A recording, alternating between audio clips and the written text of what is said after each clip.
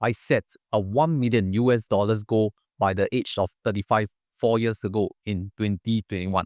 So right now it is 2025, and have I hit it? But before that, let's talk about the goal that I set 4 years ago in 2021 when I was still 30 years old. So back then on my YouTube channel, I actually publicly announced that I want to achieve 1 million US dollars by 35. So that was like a financial independence, retire early goal. And to be more clearly defined, that is a ikigai goal. And to be clear, at that point in time, by 31st of December 2021, I had around $400,000 of net worth, but that was in SGD. So if you convert that 400,000 Singapore dollars to USD, maybe that's around 300,000 US dollars, which is already one third of the goal.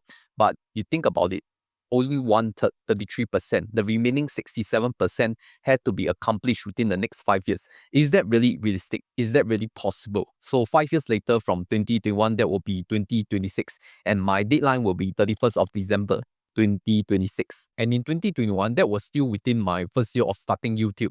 So I was still at a very junior level, very fresh level. Probably the videos were not really well made or well edited. But I think the bigger picture is just to keep yourself accountable, because you have already announced it, you want to stay on track and update it every year. In fact, 1 year later in 2022, I even went on CNA, Channels News Asia of Singapore. They had this podcast called Money Talks and invited me as one of their guests to talk about FIRE, financial independence, retire early.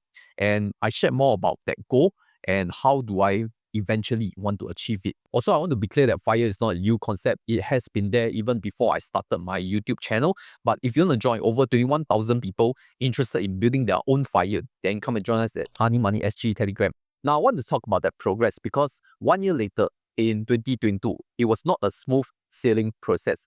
We have a lot of blunders and issues along the way. So the first year didn't really start it out right.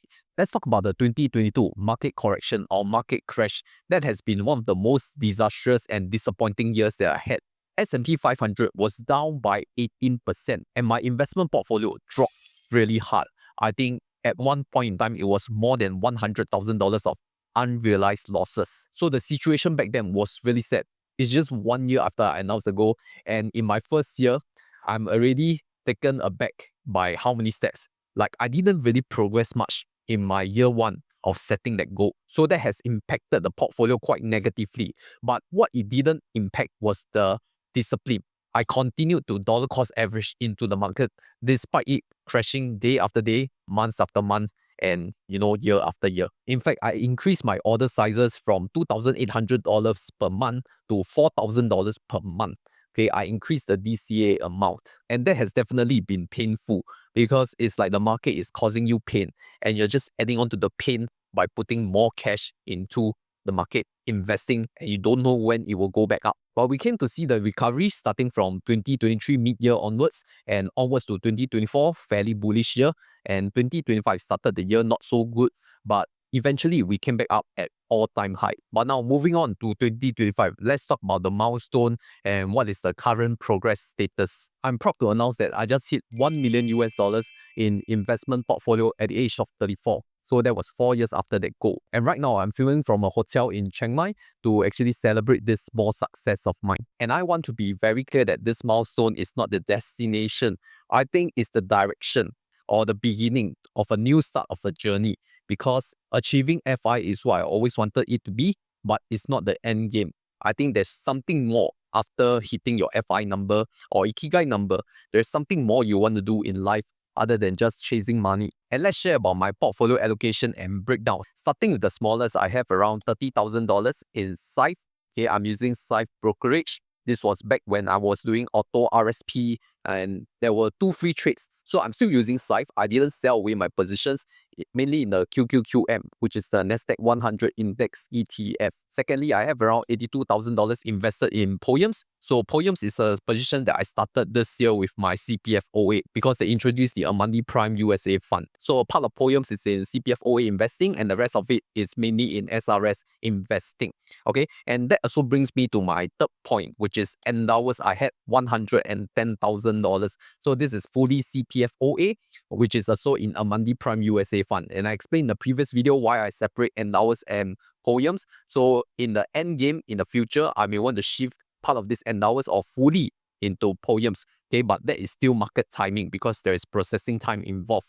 But take note that it's still the same product, a multi-prime USA fund, investing in the biggest and mid-cap US large companies. Then my second largest portfolio is in Mumu. Right now, I have around $150,000 inside of Mumu.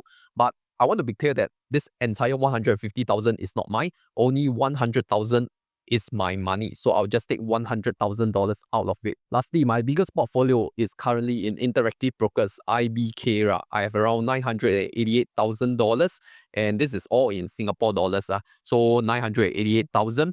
And this is why I always share about using Interactive Brokers because I feel safe about their platform. They have been here for close to 50 years and you can invest in it via London Stock Exchange. And to be completely honest, this video will have no sponsor because I choose not to put it in. But if you want to support the channel in any way, you can just click on this Interactive Brokers link or scan the IBKR code somewhere here. It will pay a small commission to my channel for every click I receive. So thank you very much if you want to be part of this FI journey. So if you want to know my top position right now is in SPYL, which is the S&P 500 index. I have around 19,000 shares in it, which means a dollar value of around 300,000 US dollars as of the recording date.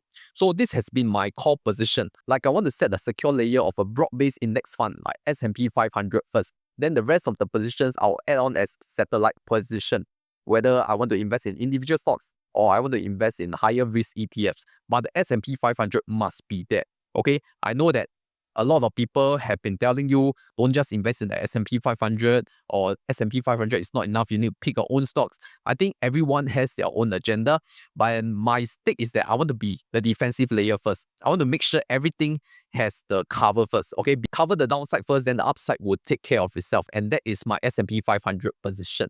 Okay, but I only show the top position. Okay, the rest of the positions I think is not meaningful because it will expose you to higher risk. Alright, so it includes some other kind of ETF that's higher risk and also maybe individual stock tickers that I don't want to share because I don't want to give the wrong impression to you that it is easy to pick stocks because ultimately it is very difficult. There is a lot of time involved, effort, study behind the business, the valuation, the future outlook, the CEO, the management and all that stuff. So if you want some stock picking advice, sorry, this is not the channel to follow, okay? But if you want a defensive way and passive way to build your wealth to one end, then yes, go and subscribe right now. All in total, if we add all these brokerage amounts up, it totals up to 1.31 million Singapore dollars. And if we use the current USD to SGD exchange rate of 1.282, it will convert to around 1.02 million, which is the official millionaire number based on international standards, okay? Not just based on SGD, but it's on USD, 1.02 million. Also, I want to be honest that when I published this goal, the exchange rate was USD to SGD 1.35. So now it dropped to 1.28. So am I like overstating? I would not really think so because my majority of portfolio is in US dollars. So actually my portfolio value dropped due to the depreciation of USD. So if USD actually goes back up, my portfolio will increase again in SGD form. So I think it's fair, right? It was USD at the start. So now at the end, I also use USD. Okay, Also, I need to be clear that all these amounts are in my investment brokerage amounts. Okay, there is nothing from my HDB, which is a 4-room flat from BTO exercise, and nothing from my CPF, SA, and MA because SA, special account, and MediSave account, MA, all these are not really liquid portfolios. They are used for retirement and healthcare needs, but I do include my CPF OA investments other than the 20K base that you need to keep in the OA. So my CPF OA investments, like I mentioned, is kept in endowers and poems right now. And anyway, I think I'm quite conservative in not including my CPF already because it's over 330,000 with majority in SA. I know that some other people do include, but I just do not include. If you want to include, it's okay one. Okay, I'm not saying it's wrong. I just say that why I don't include my CPF and housing. And I think it's conservative not to include CPF SA because by the time you reach 55 or 65 when you have CPF life payouts, that will add on to additional boost to your retirement payouts. So it's better to like be more conservative for now because it's still a very long way to go until 55 or 65, like at least 20-30 years. Okay, so I leave that out. Next up, I want to share some lessons that I learned along the way of trying to achieve my own version of FIRE, financial independence, and also the Ikigai. Number one lesson is that long-term goals takes consistency and not overnight hype. Even in my first year of 1M35 goal in 2022, I suffered a massive drawdown of more than 100K. Although it's unrealized, it is still quite painful. I would have given up back then if my mental and discipline is not strong enough. But I build up on that consistency, I build up on that discipline, and I continue to average into the market even though they were looking really bleak at that point in time. My monthly expenses back then did not really inflate because it was during COVID period. There was not much money to spend around traveling and buying luxury item and all that stuff, right? Because it's still in a very close economy in local Singapore. So I guess that's a blessing in disguise. But I think that after reaching 1M, you don't need to be so frugal one. You can start to upgrade your life, enjoy little pleasures, added convenience, save your time. But that's another video. Number 2 lesson is that you really need to track your progress, not just tracking your expenses. That is just very basic level. I think you want to track your net worth and where your investments are going, your strategy, how you allocate your funds, your taxes, okay, you allocate your income between different side hustles and your full-time job. I think those are very important numbers other than just tracking your expenses, which is really basic. So you need to go a higher level than that. Lastly, I felt that it is important to stay diversified, okay, because I think I'm still very concentrated into equity. I think if there's an opportunity to diversify away from equity, either to your business or property investments or other kind of precious metals or even cryptocurrency, that will be a good move because you don't want to place all your money on a single asset, and that may be quite subjected to market trauma and fluctuations. Lastly, I felt that I'm satisfied with the current result, but I feel that FI should not be a solo individual goal, especially if you are married. Because as cliche as the saying goes, to go fast, you go alone. But if you want to go far, you have to go together. So 1M USD is just my solo individual goal. Now that I'm already married, I felt that it should be a couple goal. Both of you should reach FI together so that you can now enjoy the pleasures together. Otherwise, one party of the couple own self enjoy meh? The other one's still working, then what's the point of FI, right? So I felt that as a couple with no kids right now, I think a more manageable portfolio with a non-frugal spending level should be around 2.5 million SGD. But since this is a family goal, I think I will carry on working on this in the background. A 2.5 million SGD portfolio will give around $100,000 in safe withdrawal rate of 4%. Of course, this has to be kept up with inflation, so I'm basing it on today's numbers in 2025. Over the years, the numbers would have been risen to keep up with inflation, so I'm mindful of that. So what is next for me and this YouTube channel? I felt that I should not just be a financial YouTuber. I just want to be an entrepreneur who has achieved financial independence and have some form of lifestyle freedom. So I don't want to be just known as a influencer, a financial YouTuber. I think something bigger needs to come out of this. So as of July 2025, I started venturing into the B2B market, incorporating my second business, Solo Biz, to help solopreneurs and individuals really interested but don't know how to start their business, okay, provide consultancy services, provide education, training, and in-person workshops so that I can help the next batch of people to start their business. To be really clear, SoloBiz will start on the first product being Shift, which is an online education program. It's really to help B2B, okay? So it's not individuals, it's targeted towards B2B to help business start out. But since this is not really personal finance related, I think you can go and follow SoloBiz IG page for more information. Second priority, I'm also traveling more to different places that I haven't been. For example, right now in Chiang Mai, it's my first time. I'm starting to do more workcations. So instead of vacation, it's workcation. You go to a remote place to work remote and to explore like different culture, different food, different people, different language. And this is something that I feel that is a kind of lifestyle freedom that you can adopt, especially when you reach financial independence and you can work remote and earn an income away from Singapore. So instead of financial independence, retire early, I think right now is something I want to chase called FILF.